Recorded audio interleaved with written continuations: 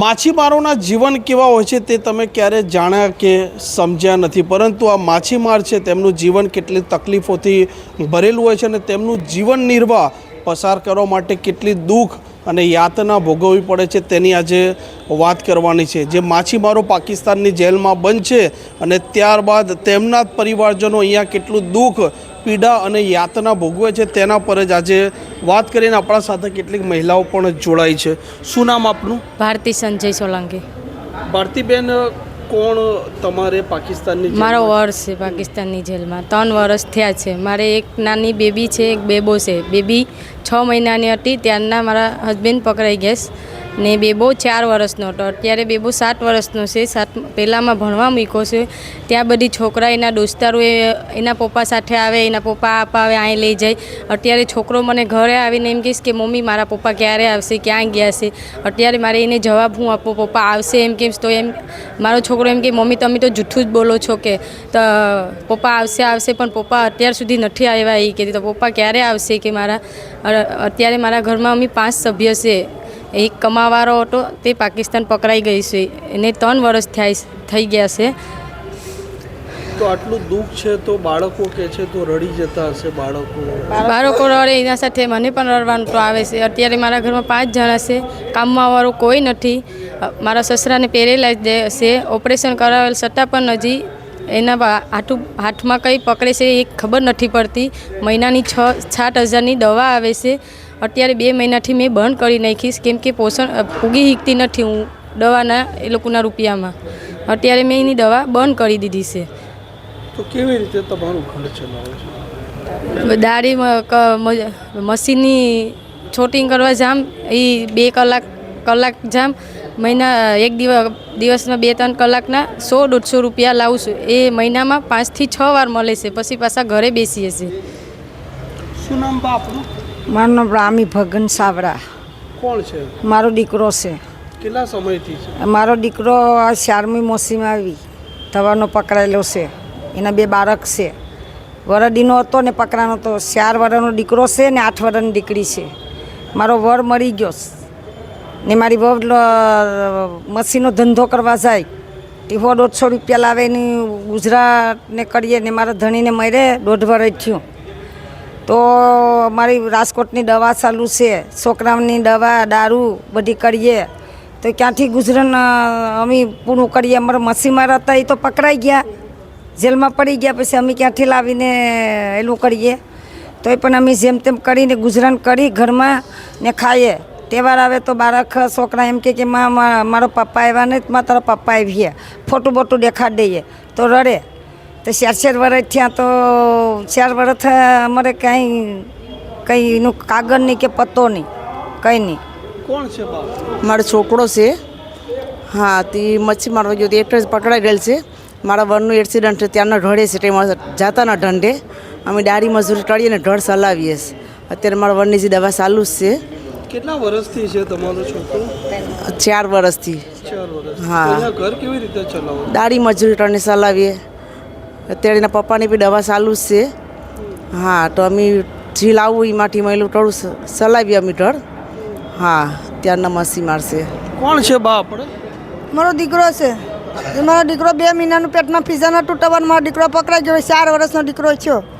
મારો દીકરો છૂટીને આવ્યો ને તો હું મારી વહુ મજૂરી કરે ને હું દીકરા રાખું ને ખવડાવીએ। બીજું અમે કાંથી લાવીને ખવડાવીએ? મારો ધણી મરી ગયો, મારા દીકરાએ મોઢું જોયું નથી કે મારા દીકરાએ મારા ધણીનું મોઢું જોયું નથી? મોઢું નથી જોયું? નહીં, મારો ધણી મરી ગયો તો મારા દીકરાએ જોયું નથી કે બાપે દીકરાનું જોયું કે મારો દીકરો અવરે મારો ધણી મરી ગયો પણ મારો દીકરો છે લગ્ન આવ્યો। બાળક એના પપ્પાને યાદ કરે છે કે નહીં? નાનું બાળક તો અવરે દેખાડીએ ફોટો કે આ મારો પપ્પો છે, મારો પપ્પો રડે ખબર આવીએ। ટાણું થાય તો માના ધણી દીકરા આવે તો દીકરા કહે મારો પપ્પો ખબર આવીએ જોડ્યો આવીએ, કાલે આવી જાય, આજ આવી જાય। દીકરા રડીને સાના થઈ બધીના પપ્પા ગોળિયું લાવે, બિસ્કુટ લાવે। મારા પપ્પા તો ગોળિયું બિસ્કુટ લાવતા ને દુકાનેથી 10-5 રૂપિયાનું લાવીને એને બતાડીએ કે માં જો તો પપ્પા હવે મોકલાવ્યું તો ખવડાવીએ। બહુ ધંધો કરે તો અમે ખાઈએ। હું પૈકી લૂલી છે, નહીં કામે શીખવું, નહીં જાય ક્યાંય જઈ શીખવું નહીં। હું કામે તો અમે ખાઈએ। 5 રૂપિયાનો ધંધો કરીએ તો કોઈ આઈનું નથી કે પેયનું નથી, માં નથી, બાપ નથી, દેર નથી, દેરાણી નથી, જેઠાણી કોઈ નથી, મારો ધણી નથી, દીકરો છે। આપણે કોણ? મારા પતિ છે પાકિસ્તાનની જેલમાં 2022ની સાલમાં પકડાઈ ગયા, 3 વર્ષ થયા હવે. તો અમે એટલું વિનંતી નરેન્દ્ર મોદીને કરીએ છીએ કે પાકિસ્તાનની જેલમાંથી જલ્દી ને જલ્દી અમારા ભાઈઓને સોરા મચ્છીમારને અમારી એટલી વિનંતી કરીએ છીએ. અમે બહુ દુઃખી થઈ ગયા. અમારે ઘેરે કોઈ કામમાં વાળું નથી. અમે કારી મજૂરી કરીએ, દાડીએ જઈએ, અમે પાર પોષણ કરીએ બાળકને, છોકરા ભણવા જાય, કામમાં વાળું કોઈ નથી. અમારો એક જ વર હતો તો પાકિસ્તાન પકડાઈ ગયા ને 3 વર્ષ થઈ ગયા તોય કંઈ ચીઠી નહીં કે કંઈ ફોન નહીં કે કંઈ નહીં.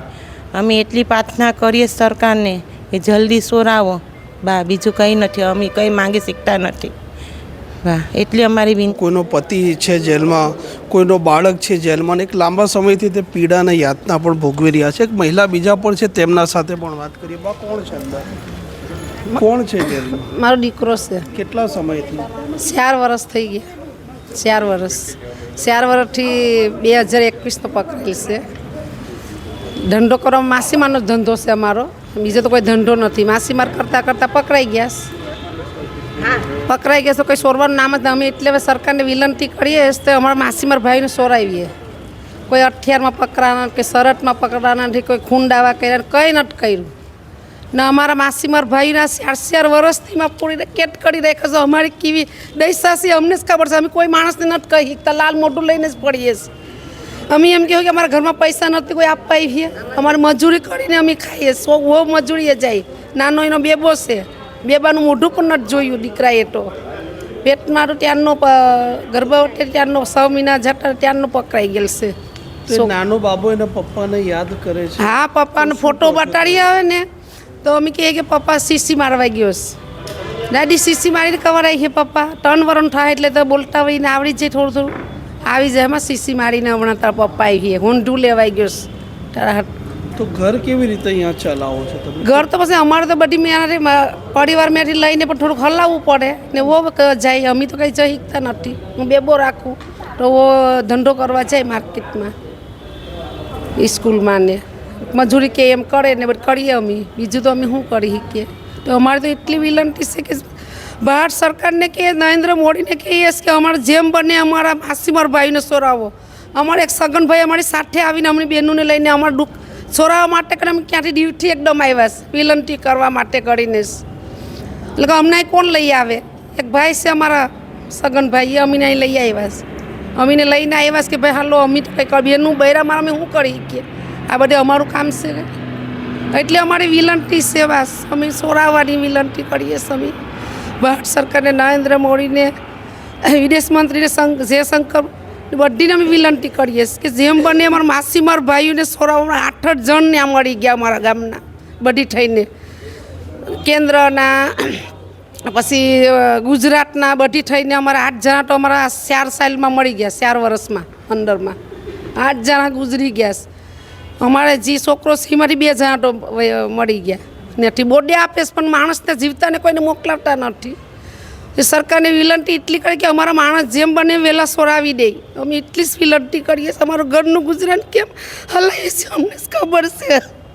અમે કીને કહેવા છીએ કે અમે પૈસા નથી, અમે લાલ મોઢું લઈને જ ફરતા હોય કે જીવતા છે તો આવીએ તો 4 વર્ષ થઈ ગયા તોય પણ હજી નથી ગયા આવ્યા.